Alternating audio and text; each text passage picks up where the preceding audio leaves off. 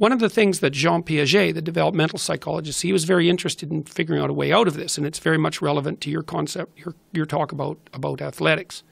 Okay, so imagine this, because this is also something that points the way to a proper morality, which was actually something that Jean Piaget was very concerned about. He wanted to reconcile the distinction between religion and science. That's actually what drove him, even though people don't know that, he was arguably the world's greatest developmental psychologist. So here's the idea. You know how you tell your kid to be a good sport? You say, it doesn't matter whether you win or lose, it matters how you play the game. Okay, so I've been unpacking that in my lectures because it's really, really complicated. It's like you tell your kid that and they look at you and they think, well, what do you mean by that? Aren't I supposed to try to win? It's a soccer game, I'm supposed to win. And you say, well, yeah, you're supposed to win, but it doesn't matter whether you win or lose, it matters how you play the game. You know that that's right, but you don't know how to explain it to your kid. You say, well, you want to be a good sport. Okay, so imagine this. This is how it works, and this is crucially important. So, first of all, life is not a game. Even a game is not a game, because a game is, most of the time, a game is the beginning of a series of games. So let's say that you're on a soccer team. Well, there's winning the game, but the game isn't the issue. The game is the whole series of games. So maybe the game is winning the championship. And winning the championship and winning a game are not the same thing.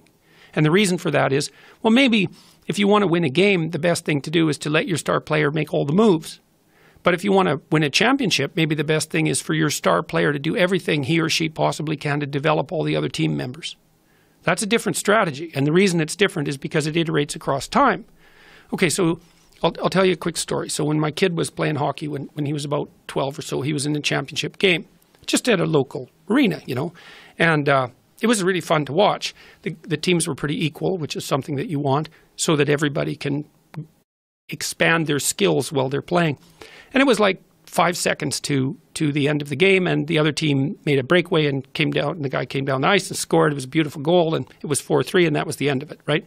And on my kid's team, there was the kid who was the star, and he was a pretty good hockey player. He came off the ice, and he was very annoyed about what had happened. And he smashed his stick on the cement and was complaining about the refereeing and acting as if he'd been robbed. And his father came up, and instead of saying, "Get your act together, kid, that's no way to display yourself after a loss," he said, "Oh yeah, man, you were robbed, that the referees didn't ref right, and you played the best and you should have won." And I thought, you absolute son of a bitch, you're ruining your son. And then the question is why? Because his son was the star and was trying to win. Why was he ruining his son? Well, you're trying to train your son not to win the game. You're trying to train your son to win the championship. And so that's a series of games. But then life isn't the championship. Life is a whole bunch of championships. It's a whole sequence of them. And so what you're actually trying to train your son to do is to be a contender in the entire series. And the way you do that is by helping him develop his character. And the character is actually the strategy that would enable him to win the largest number of games across the largest possible span of time.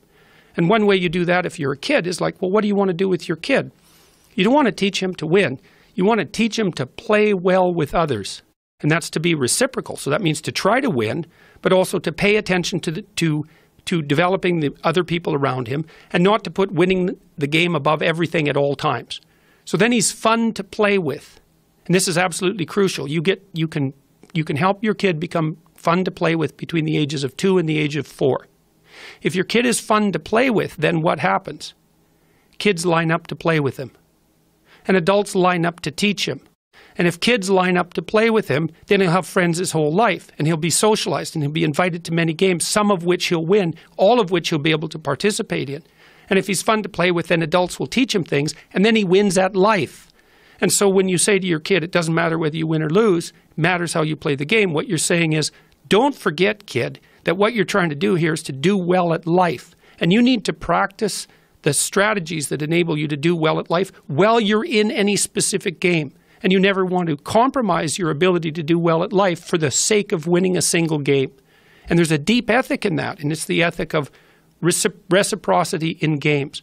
Part of the reason that we're so obsessed with sports is because we like to see that dramatized, you know, like the person we really admire as an athlete isn't only the person who wins. We don't like the narcissistic winners. They're winners, and that's a plus. But if they're narcissistic, they're not good team players, they're only out for themselves, then we think, well, you're a winner in the narrow sense, but your character is suspect. You're no role model, even though you're a winner.